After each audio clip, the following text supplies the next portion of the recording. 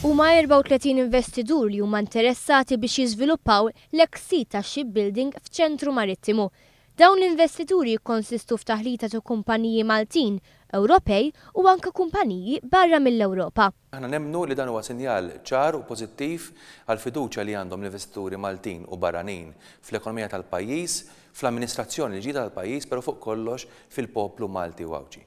Flimkien ma' proġetti oħra dan huwa proġett li ser jassigura li l-ekonomija tagħna tilħaq bi sħiħ il-massimu tagħha. Dawn il-kumpaniji qegħdin juru interess kemm fl-iżvilupp tal-proġett kollu waqt li oħrajn qed juru interess biex jiżviluppaw parti minnu.